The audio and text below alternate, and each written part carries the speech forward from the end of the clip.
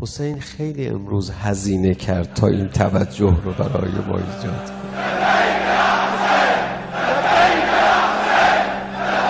ما موضوعاتی داریم برای توجه،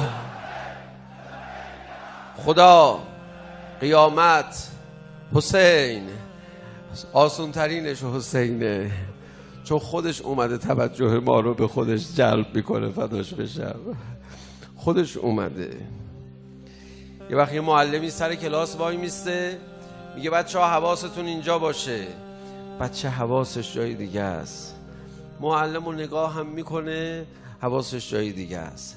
هی خدا اون بالا وایستاده میفرماد بنده من به من توجه کن. تو نماز حواست جای دیگه است. اما حسین میدونی چی کار میکنه؟ مثل اون معلمیه که میاد پیش دانش آموز، صورت دانش آموز رو میگیره، میگه عزیزم به من نگاه کن. بعد میری تو روضه حسین، فکر مشکلاتتی، میگه حل میکنم اونا رو برات.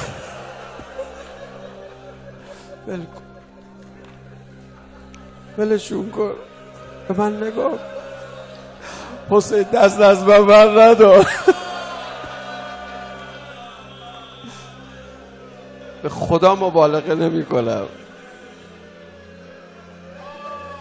نگه میدارم. من نگاه کن. لا اله الا الله. قصد جان تو کردم امروز به خدا. حسین با دشمنش همینجوریه. لا اله الا الله. هر کی نمیتونه بشنوه داد بزنه. من نمیدونم. امام حسین قلبه های اینا رو منصرف کن، یه وقت صدمه نبینن. شمر ملعون نشست رو سینه حسین.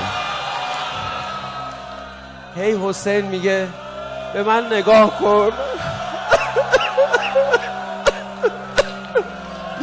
میگه به من نگاه کن. من کیم؟ خبادم.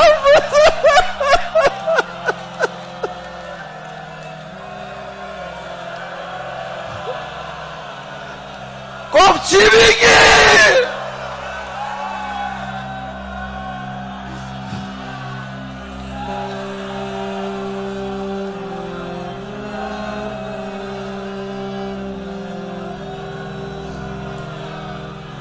دید خیلی حسین میخواد توجهش رو جمع کنه، صورت حسین رو